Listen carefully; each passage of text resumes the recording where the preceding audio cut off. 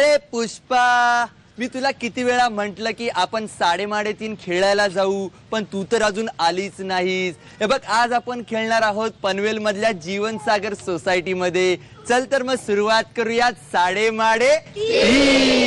अरे आता आपण जाणून घेऊयात या सोसायटी बद्दल चंद्रकांत चौधरी यांच्याकडून। नमस्कार।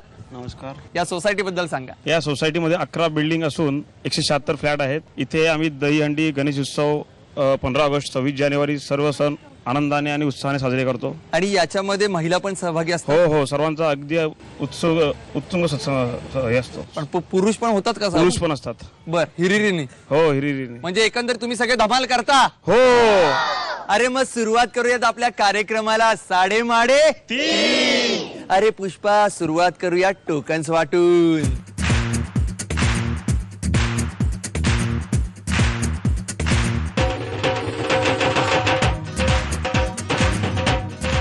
अरे टोकन सगळ्यांना वाटून झालेले आहेत। आता आपल्याला निवडायचे आपले 3 स्पर्धक, आणि हे स्पर्धक निवडण्यासाठी माझ्या बरोबर आहे एक माझा छोटा मित्र। हॅलो, तुझं नाव काय? पारस। मणी? पारस चंद्रकांत चौधरी। मग तू काय करतो? जातो। शाळेत कुठल्या जातोस? मी वालायदीन पब्लिक स्कूल। एवढ्या मोठ्या शाळेत जातोस तू? हो। आणि मग तिकडे कोण कोण शिकवतो तुला? माझी टीचर शिकवते। हो, टीचर शिकवते। आणि मग मित्र नाहीत शिकवत तुला? नाही। तुम्ही दंगा करता मित्र सगळे? हो। हो ना। पण आता माझं एक काम करायचं, इथं दंगा करायचा नाही अजिबात। आणि यातली मला 3 टोकन्स काढून द्यायची पटकन। लवकर एक एक टोकन काढून द्यायचं हातात। 1 2 3। अरे 3 टोकन्स मला मिळालेली आहेत। बघूयात कोण आहे ते 3 भाग्यवान स्पर्धक जे खेळणार आहेत आपला पहिला राऊंड। अंदाजे किती? आणि पहिल्या स्पर्धकाचा क्रमांक आहे 59। आणि आपल्या दुसऱ्या स्पर्धकाचा क्रमांक आहे क्रमांक 60 रे। आणि आपल्या तिसऱ्या शेवटच्या स्पर्धकाचा क्रमांक आहे क्रमांक 83।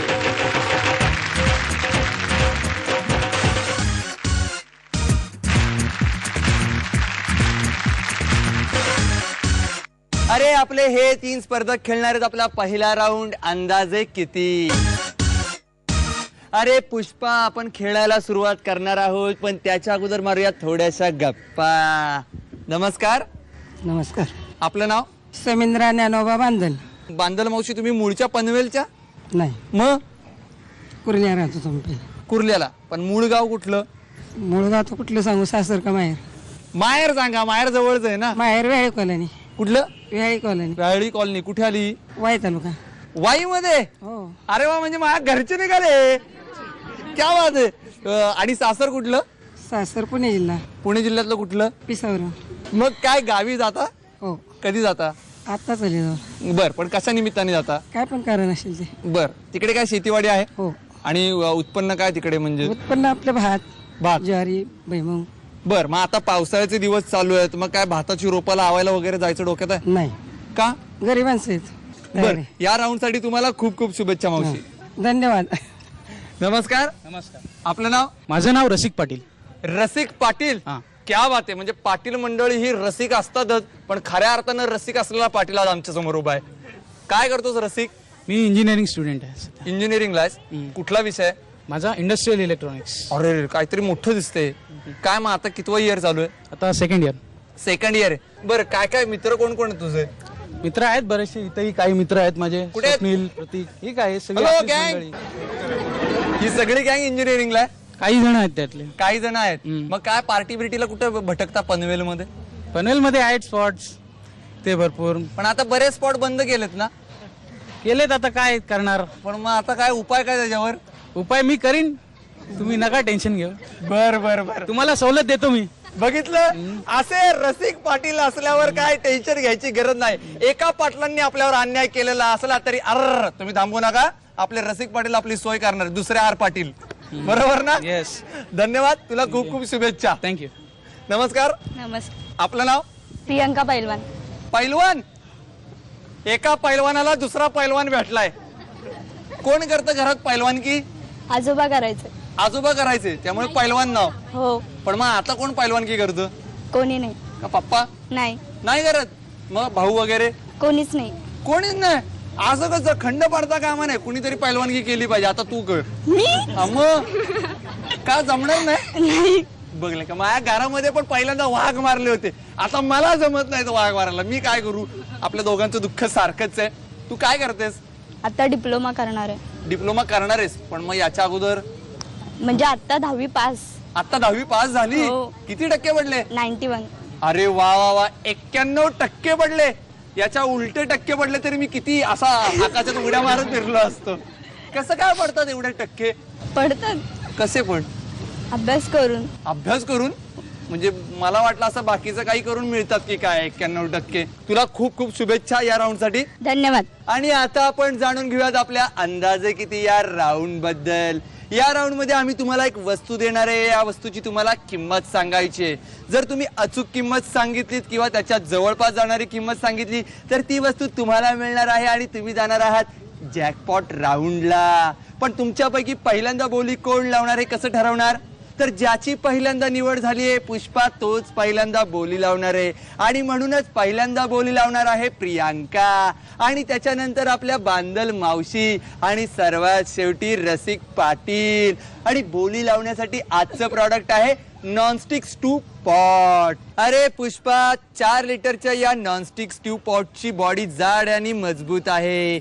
शिवाय याला सिलिकॉन फिनिश सुद्धा केलेले आहे, त्यामुळे ते आतून आणि बाहेरून नॉनस्टिक आहे. याला अँटी लूज हँडल्स आहेत, ज्यामुळे हँडल सहजासहजी लूज होत नाहीत. याचे झाकण स्टेनलेस स्टीलचे आहे. शिवाय हे नॉनस्टिक स्टू पॉट मेटल स्पून फ्रेंडली आहे. आणि आता या स्टू पॉटची किंमत ठरवते आपली प्रियांका.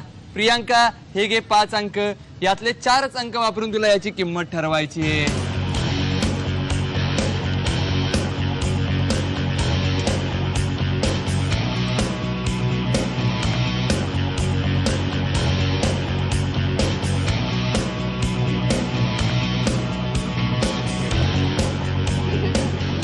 हा, 1900. 1900. हो.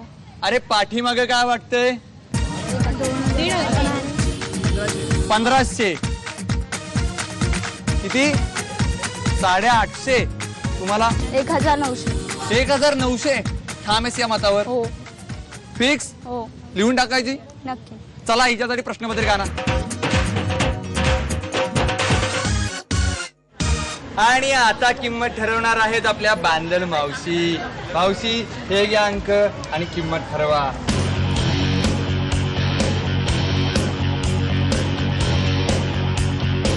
किती किंमत? 1390. 1390. एकदम ठाम? एकदम. लिहून टाकायची किंमत? हो. लिहूयात मग.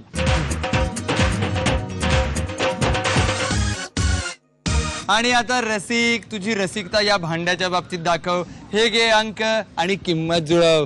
नीट बघ. हा स्टू पॉट खूप छान आहे, ज्याच्यामध्ये तू स्टू राईस बनवू शकतोस आणि तुझ्या मित्रांना पार्टी सुद्धा देऊ शकतोस.